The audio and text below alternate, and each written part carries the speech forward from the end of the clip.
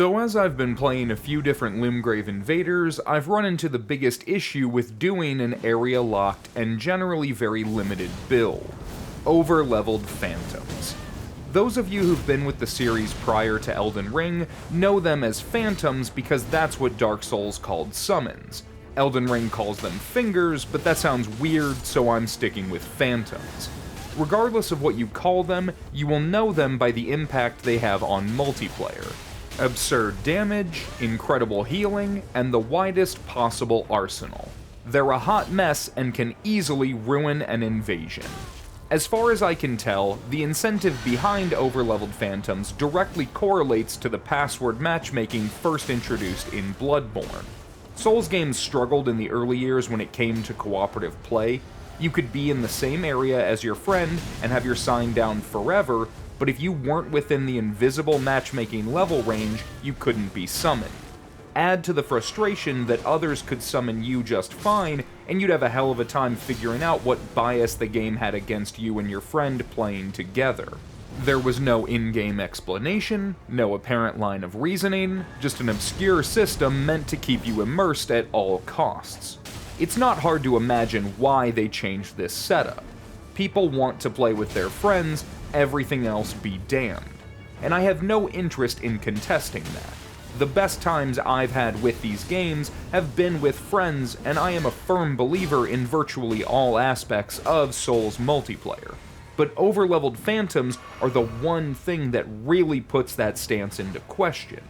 To be clear, I love password matchmaking from the angle that it takes all the guesswork out of intentional multiplayer. Put on your password, put down your sign, and play. It's done wonders for accessibility, and barring the games moving back toward a much more isolating and transient tone, it's probably a net positive. However, when we look at what it allows, there is room for debate. I'd say it's debatably unacceptable to have a very restrictive, invisible, multifaceted matchmaking formula and then let anyone with a password ignore that formula. But Emo John, you interrupt. They don't ignore the formula completely, they are downscaled. And while rude, you are technically correct. But as is apparent to anyone who has ever played with, as, or against an overleveled phantom, the downscaling formula is bad. It seems to have been designed with the same mentality as the password, lowest possible friction. And in the case of cooperation, mission accomplished. It could not be easier to match with someone via password regardless of level. But for everyone who isn't on that team, and specifically I'm talking about invaders here, friction could not be more central to this mechanic. When I'm playing my area-locked Limgrave characters and am trying to give both myself and hosts a reasonable challenge, I'm going out of my way to limit myself for the sake of immersion. I understand the dissonance of having someone show up in your first cooperative session and scarlet rotting you to death, or using some item you won't have access to for dozens of hours that just casts explosions on repeat. The balancing of items in Souls games has never been perfect. I also understand the ridiculously high burden of fighting someone's poorly downscaled friends using all the same gear as a twinked out invader, but with none of the burden of actually having to make that limited character. And not only do they get access to the gear, but they get to keep their stats. The scaling is adjusted, but they have access to every weapon, armor, spell, and incantation in their arsenal, with the only trade-off being that they are approximately performed at a power similar to a character of the host's level. Allegedly. So maybe it'd be better to call them overpowered phantoms, given that, in every context, that's how they shake out. If we're calling endgame low-level builds like Twinks overpowered, fair's fair. Because there's no argument that Souls games let you be overpowered. The biggest difference in Elden Ring is that they've shifted the dynamics. I've talked about this plenty of times before, but I'll state again for those who are unaware, Twinks used to be much more dangerous in previous games. Scarlet Rot may be dangerous, but it is survivable. A properly tuned Dark Bead is not. and FromSoft has tried to remedy this issue with weapon-level matchmaking. So why they went ahead and gave every ounce of power taken from invaders and gave it to the host team seems wild. Coupled with opt-in solo host invasions, no invasion covenants, and no 6-player limit, it almost feels like they don't want you to invade. Or rather, it feels like they want you to lose when you do. And that's a fair bar to set if that's how it has to be. Invading in Elden Ring is clearly supposed to be an uphill battle, with the host team having every possible advantage. It's your job as the invader to overcome those challenges. But I'd say there's a limit to what I'd consider a challenge and what I'd call outright disrespect, with Overleveled Phantoms falling neatly into the latter. Because not only do they shirk the matchmaking requirements, but they remove the effort associated with meeting those requirements. They disincentivize any level of standard engagement by making the easiest option also the most optimal.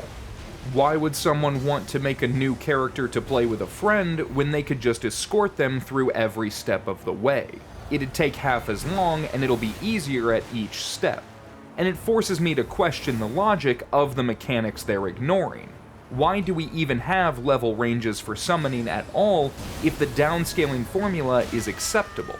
If you can send your summon sign to any active pool, why should activity be damaged by you needing to be a certain level?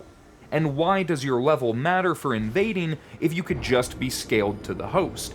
If it's fair for anyone, then it should be fair for everyone. Part of the justification for modern Twink builds is that they will face overleveled phantoms and they need to be prepared. You do not control who you invade, and the less you're ready for, the worse time you're gonna have. But invaders already have the burden of fighting outnumbered and at a lower level. Anything beyond a hyper twink against starting characters puts invaders at an extreme disadvantage.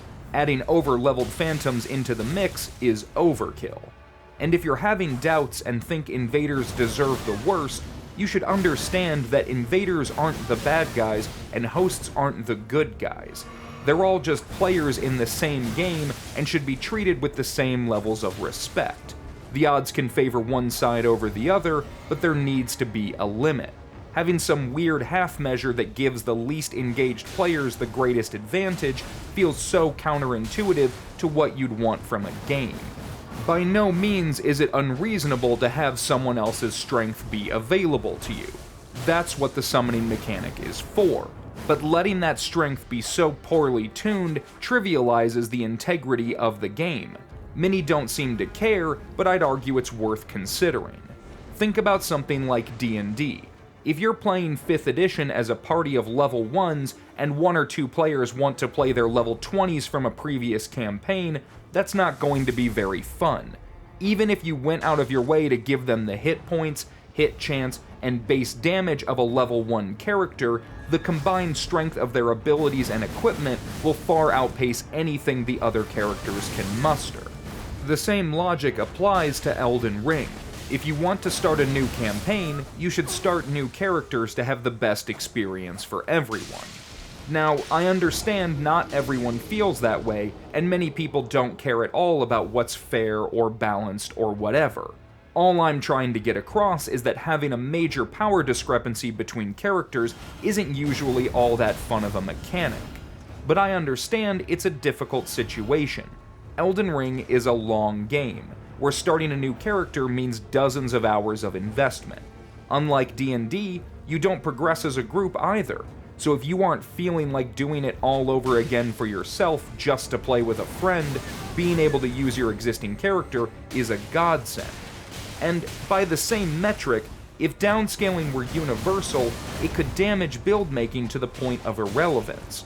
My favorite characters to play are limited by their level, and if that were taken away, I can't see it not hurting my engagement. As I understand it, Seamless Co-op implemented a simple and effective solution by having matchmaking done with the highest level character for invasions. The whole session is password matched by default, meaning any randoms that want to cooperate or invade are on par with your strongest teammate. It's not perfect, given that it puts a lower level host at a pretty notable disadvantage, but that's all the more incentive to progress together. Something Seamless Co-op lets you do in a single session. And the biggest real advantage of Seamless Co-op's solution is the removal of the downscaling formula, because that's the thing that's broken, not playing with your friends. So if FromSoft doesn't like the Seamless solution for any number of reasons, what can they do to fix this in future games? Well, I'd say it's a matter of design perspective. If we say the goal is to let people play with their friends without making a new character, then the downscaling needs to be more aggressive. If a character keeps all the utility of being higher level, they need to do comparably less with it. Trading effectiveness for options is a reasonable metric when making any build, and it applies here no question. It should never be optimal to play downscaled either. Viable, absolutely, but never optimal. It's a convenience, not a meta. Because as it stands, Overleveled Phantoms are ruining Elden Ring's PvP with remarkable consistency. It's not impossible to beat them, but it's incentivizing the laziest way to play. Attitudes around casual play are something the Souls community has struggled with for years. Elitism, gatekeeping, get good, no phantoms, etc. Whether or not you feel the games are better or worse for embracing a casual audience is up to you, but Overleveled Phantoms are emblematic of where I draw the line. They turn a challenge, reward, repeat game into an escort mission where you're going through the motions. Why should anyone learn Mohg's moveset when their max-leveled friend can just bleed him dry in seconds? Why make a build of your own or experiment with gear when nothing in the game can stop your overpowered friends? And why should you tolerate invaders at all? They're either fighting at your level and are readily one-shot by your boys, or they're fighting at your friend's level and you need to run and hide to have any chance of survival because you've never been given any other reason to learn for yourself. What I'm suggesting here is not universal. There will always be exceptions and people should be able to play how they want. I'm just trying to point out the design flaws in incentivizing this sort of play. People who have only played Elden Ring routinely criticize me for my attitudes on PvP and Elden Ring broadly. They don't like that I don't like the things the game encourages or discourages. I'm told over and over how shameful it is that I would invade low-level characters, or that no one cares about PvP and invasions shouldn't exist at all. While they're wrong, I get why they feel the way they do, because it's those things I'm critiquing that make them see the game that way. Players will try to minimize friction, period. No matter what you throw at them, they have a clear motivation to make it as easy as possible. It is the job of a game to mitigate how much they can do so. Elden Ring's core design has been one of lowered friction through and through. It's not inherently bad, and it's not inherently good. It's just a choice that works better in some ways and worse in others. Overleveled Phantoms are where I see it at its worst, representative of all things that make Elden Ring such a contentious title for the PvP faithful. Let me know what you think of Overleveled Phantoms in the comments. Do you think they're a plague on the lands between worse than Scarlet Rot? Or do you like that saying the magic words means you can do as you please, balance be damned? Like the video if you liked it and subscribe for more. Until next time, thank you for watching.